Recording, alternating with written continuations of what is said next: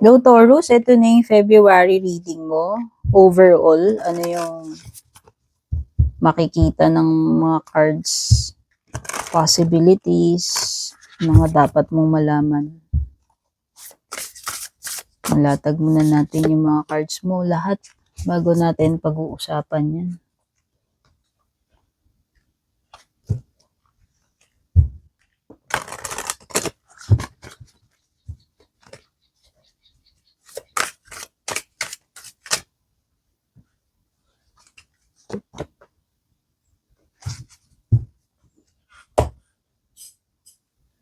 Oops.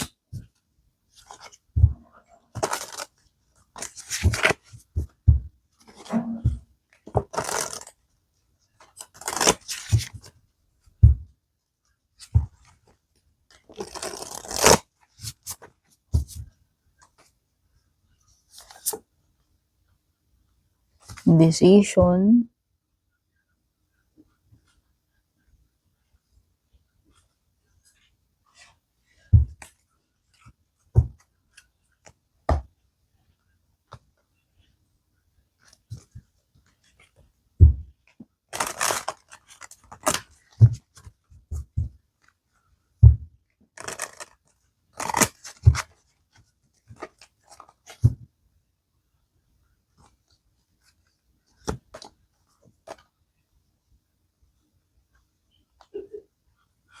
Ask your angels.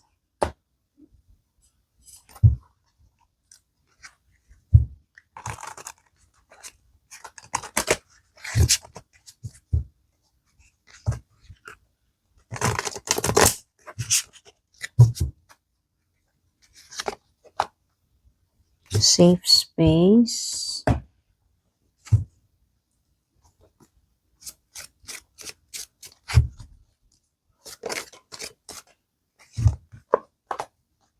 Doing something risky, taking a chance.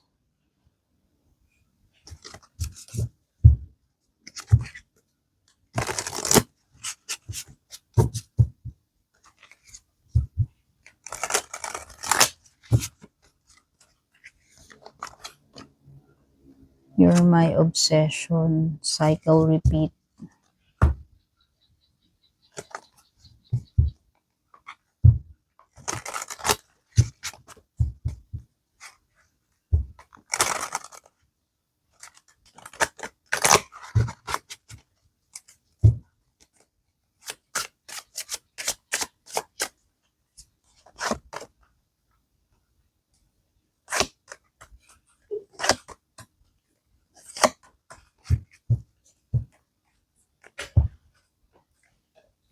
Okay.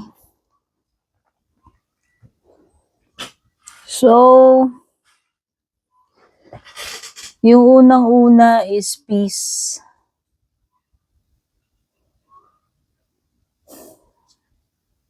Here and now.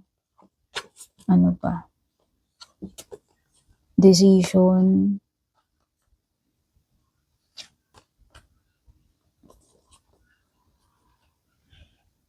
Para sa akin, itong peace card is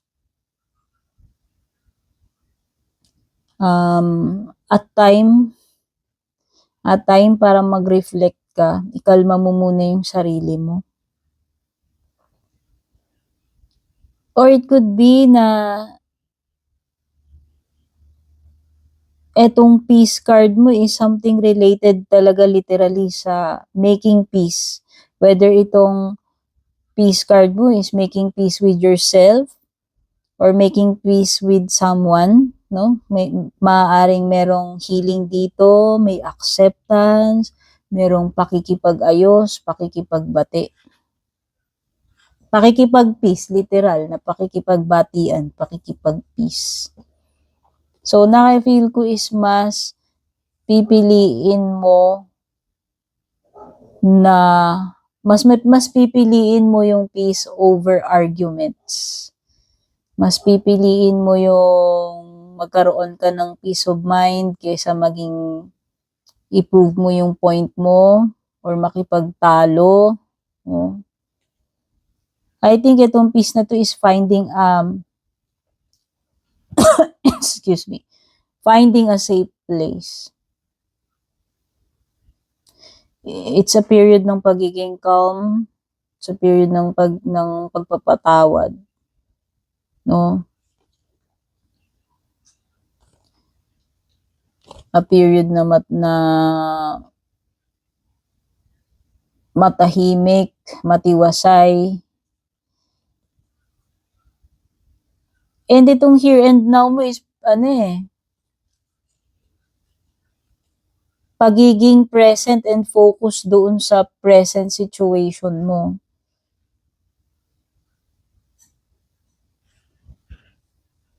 Ito kasing card na to is a reminder sa iyo, Taurus, na maging fully present ka in the moment, living one day at a time.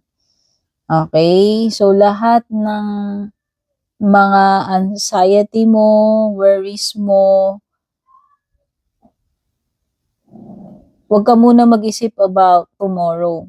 And wag mo ring hayaan na mabagabag ka nung past mo. Mag-focus ka dito sa iyong present situation. Yun yung sinasabi ng netong oracle card na to. Okay? So, kumbaga, yung past, wala na tayong magagawa dyan. Tapos na yan. Ito, masyado ka namang advanced para gawin mo yan.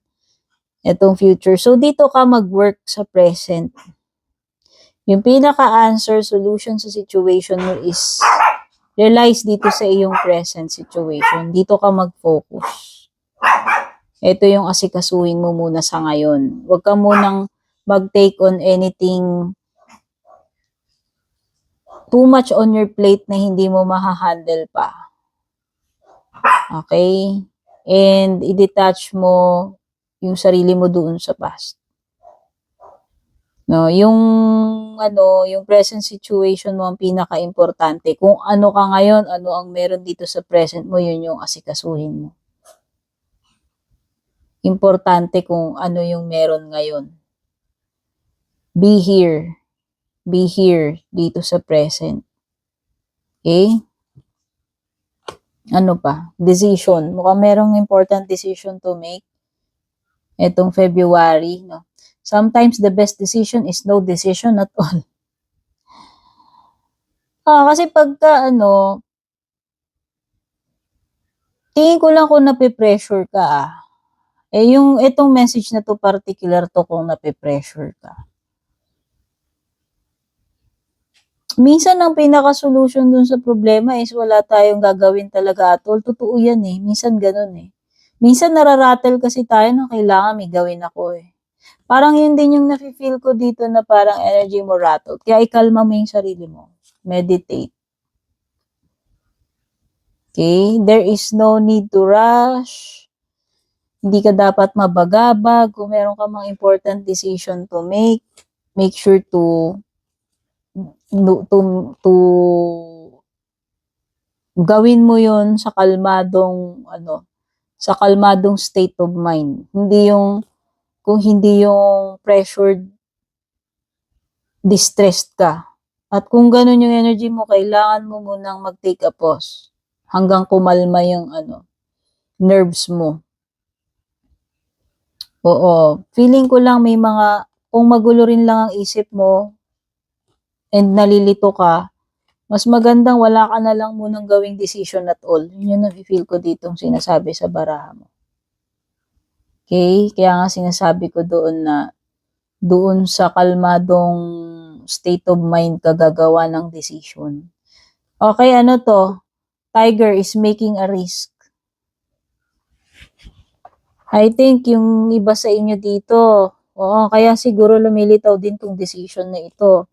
Pero kasi, may mga times na dapat alam mo kung kailan ka magte-take ng risk. Sa tingin ko lang, lalakasan mo yung loob mo. May mga situation na kinakailangan, no? Na mag-take ka ng risk, lakasan mo yung loob mo. Ayan, magte-take a chance ka Itong February about something, hindi ko lang alam kung tungkol saan ka magde-decide ka dyan. Maging ka lang talaga, maging maging wise ka doon sa situation kung kailan ka mag-take ng action. Kasi hindi naman lahat ng pagte-take ng risk ay hindi naman always na magte-take ka ng risk is safe, 'di ba? Minsan hindi natin alam wala namang kasiguraduhan 'yun. Pero alam mo just the same, kumbaga magte-take ka pa rin ng risk. 'Yun naman talaga 'yun. Kasi hindi mo siya malalaman kung ano ang maghihintay sa iyo kung hindi ka rin magte-take ng risk, 'di ba? So andun talaga yung andoon yung lalakasan mo lang din talaga yung loob mo. Ask your angels, mag-pray ka, mag-meditate, 'di ba? Yun yung sinasabi ko. Kasi kung magulo yung isip mo, hindi ka dapat magmadali lalo na pag major decision yung gagawin mo. Kaya nga parang sinasabi dito, minsan yung best decision is no decision at all. Kung magulo yung isip mo, 'di ba? Para sa akin wala ka sa tamang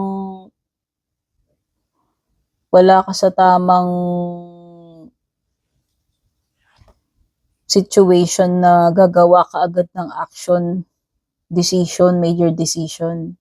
Kaya nga sabi ko gawin mo yung decision mo doon sa kung kailan kalmado na yung state of mind mo. Kasi pwede ka talagang magkamali. Kasi nga magulo isip mo So nafe-feel ko lang may mga bagay dito na pag magulo, tensyonado ka, unsure ka, palilipasin mo lang muna hanggang kalmado na yung state of mind mo bago ka gagawa ng major decision action. And makakatulong yung pagpe-pray. Maghingi ka ng guidance. Sa langit, mag-pray ka. Okay? Ask your angels. May mga times na hindi talaga tayo pwedeng mag-rely sa sarili nating judgment, isip, lalo na kung magulo yung isip natin. Safe space. Ito yung sinasabi. Nagulat naman ako doon. Di ba yung sinabi ko? Parang sinabi ko yata yun kanina dito nung dinidiscuss ko. Something about safe space. Tapos lumitaw to, nagulat ako.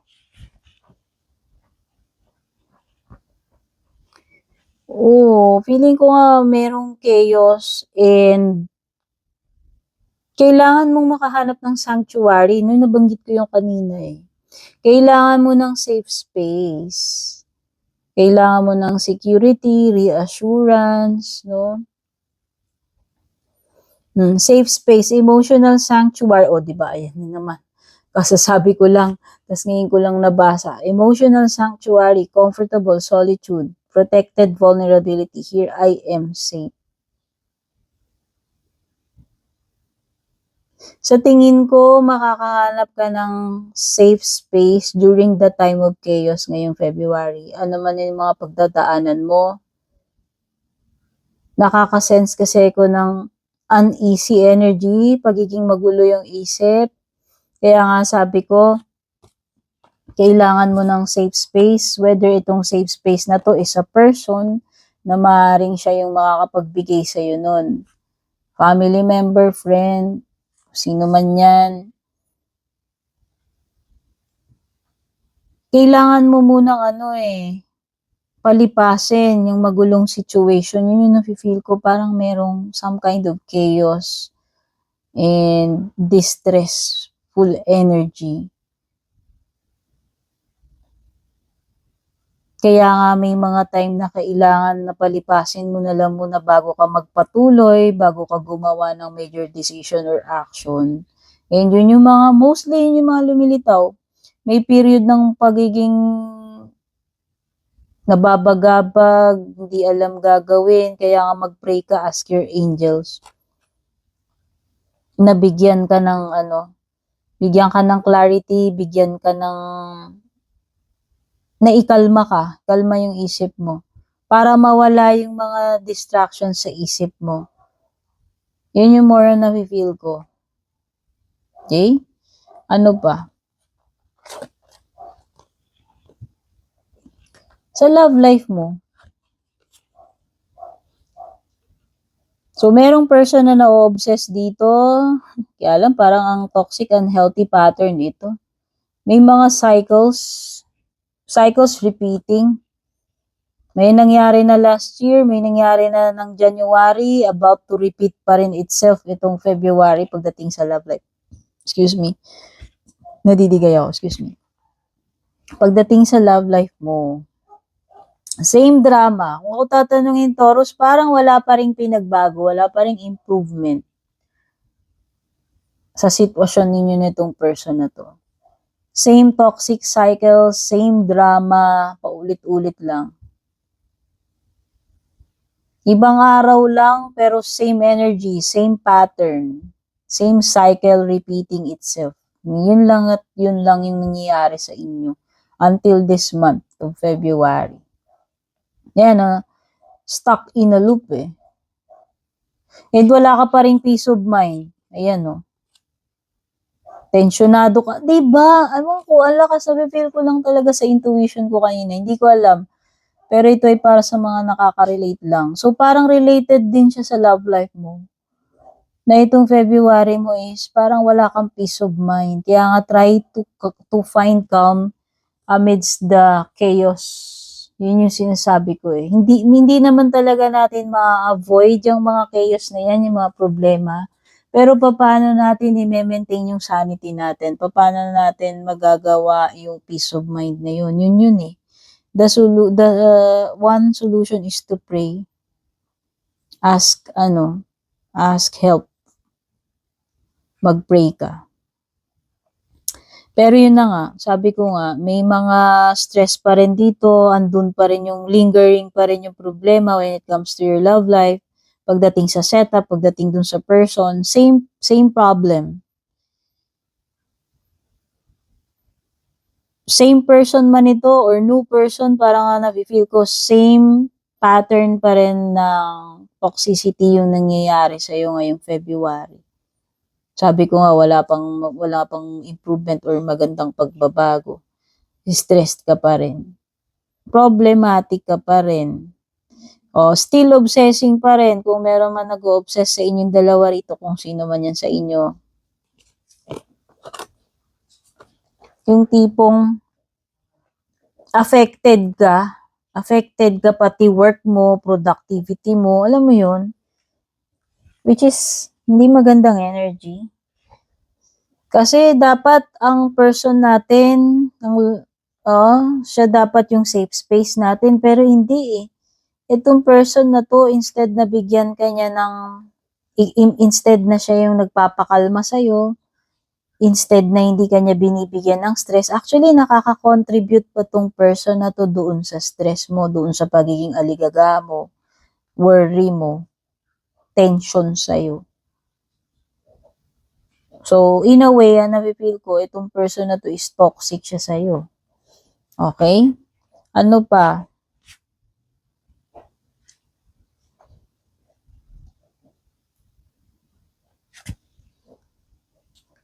Nakakita ako ng unreciprocated efforts with the Six of Pentacles reversed. O baka naman kasi itong relationship ninyo is one-sided din. Sa pa yun.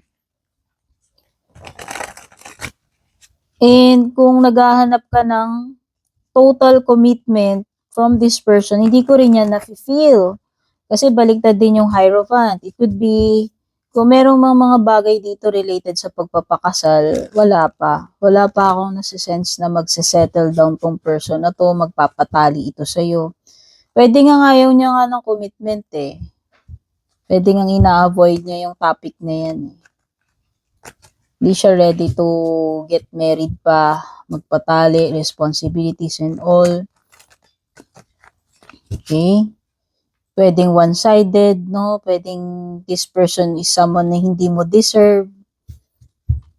Do not expect na lahat ng ibibigay mo sa kanya, mai-equal niya. Yun lang yung, kung mag-i-stay ka dito sa person na to, sa connection na to, do not expect na, ma-reciprocate ka niya. Kasi baliktad yung, mo.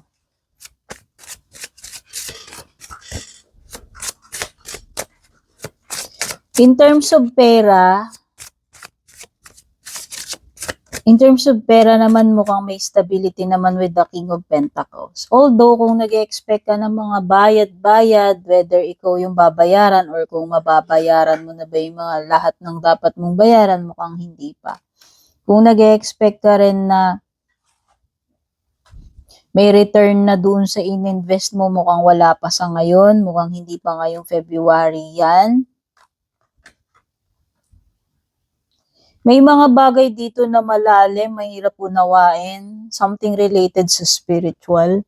Yun yung nafe-feel ko sa Hierophant and High Priestess.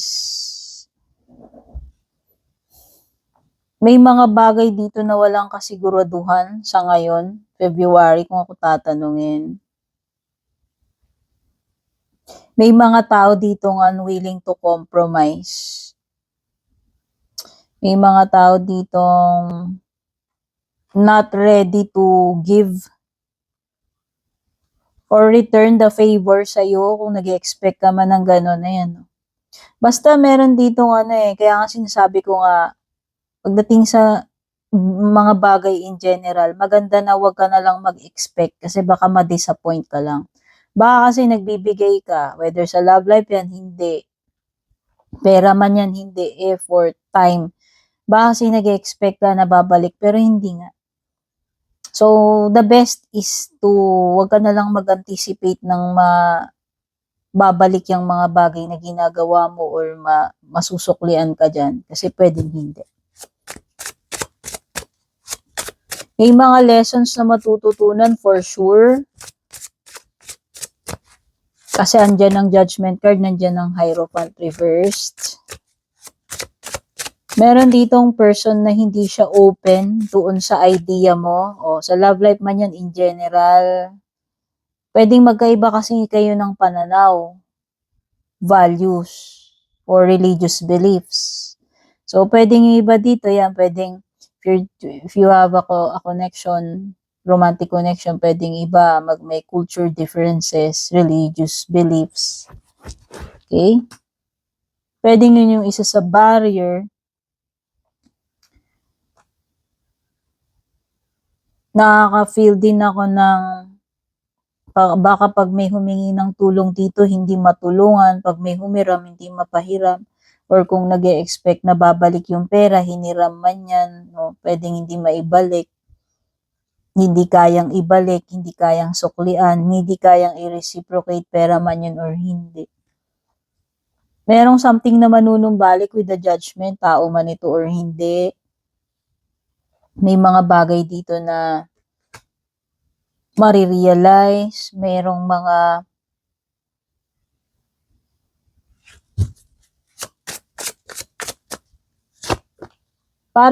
dalawang Judgment card. Ano yan ang bongga? Mukhang may wake up call para sa'yo.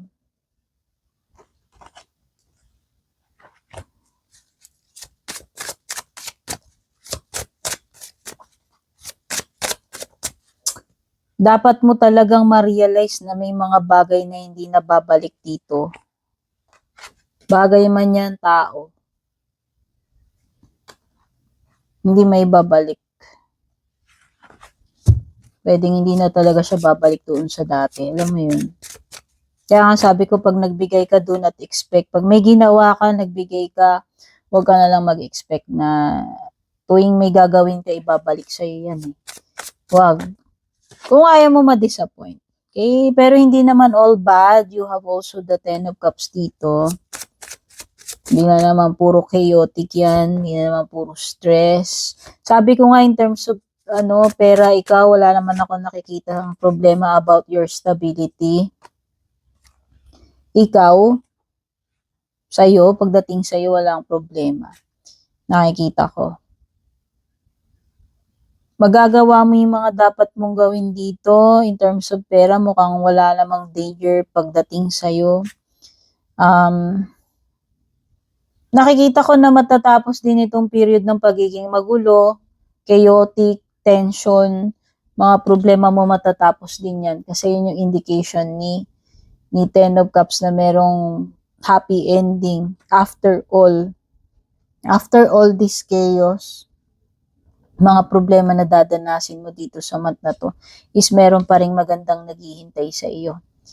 Meron pa ring happy ending. Meron pa ring katapusan yung mga ano na yan, period ng kalungkutan, problema, struggles, no? And in terms of pera, wala ako nakikita danger. Yun nga yung importante ring isa pa doon.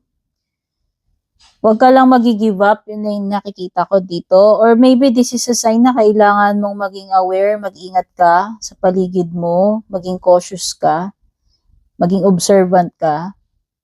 Possible din na may danger lurking around. Minsan ito yung card na kailangan mong pangdagdagan yung patience mo kahit pagod ka na. Kasi meron ditong mga bagay na malapit ng matapos, konting tiis na lang, konting sakripisyo na lang.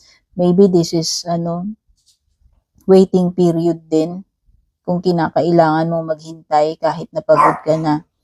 Minsan ito ay card ng pagsiset ng boundary kung kinakailangan mong mag-set ng boundary.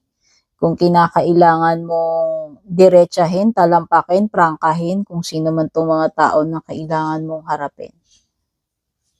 Maging direct ka, maging honest ka. Speak your truth, speak your mind. Yun yung sinasabi ni Queen of Swords. Cut the BS. Kung meron kang mga problems or mga dapat harapin, harapin mo na agad. Huwag mo nang i-delay. Yun yung sinasabi niya. Okay? And wag kang matakot na i-express yung sarili mo kung ano yung totoong nararamdaman mo, iniisip mo about something or about someone. Kuha na tayo ng mga closing messages. Napahaba yung reading. Ay, ano tayong closing messages. So, nakakurba na yung baraha ko. Wala siya. Tayo isa pa.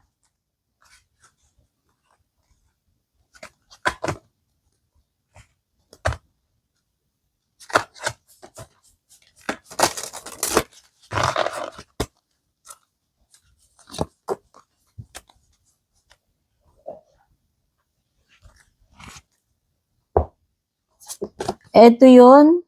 Closing messages. Look to your inner strength. Ano yun? Saan yun? Lumitaw kanining Leo. Nagbalasa kasi ako eh. Pero lumitaw yata yun. Strength card. Dito ba yun? Hindi ko maalala o dun sa ibang sign. Basta, look to your inner strength. You are stronger than you realize. Kaya nga eh. Kasi nakikita ko ang daming pressure, ang daming uneasiness, tension. Kaya parang, sabi ko nga, chaotic. Pero sabi ko, despite doon sa mga chaos na yun, you will still find peace. And ang makakatulong doon is prayer. And ito yung indication na matatapos din yung mga period na yan. So, ano man yung mga kakaharapin mo ngayong February, you should always remember na ikaw ay strong person. Meron kang sapat na strength to face all of this. You are stronger than you think, Taurus. Yun yung reminder sa'yo. Ano pa? Sometimes you may think God isn't listening because He didn't answer your prayer. Ano yung sinasabi ko? Mag-pray ka ng mag-pray itong February, lalo na kung tumutugma sa'yo yung period ng chaotic na yan. As your angels, mag-pray ka kay God. Akala mo hindi nakikinig sa'yo sa mga ipinagdadasal mo. Later, you may be thanking God for that unanswered prayer. Kasi meron ditong something siguro ipinagpipray mo, hinihingi mo ng sign, something related sa decision making or choice. Pero kasi minsan nga, parang the best decision is wala kang gagawin at all, kundi ikalma mo yung isip mo. And mag-pray ka, ask for God's sign or answer. Merong unanswered prayer pero turns out na dito sa baraha mo lumilitaw na yun ay blessing in disguise. Ipagpapasalamat mo pa bakit hindi nangyari yun, bakit hindi ipinagkaloob sa'yo yung hinihiling mo. Kasi merong purpose si God doon, may reason. Okay, so yan yung pinaka-message for you. Godspeed, babush.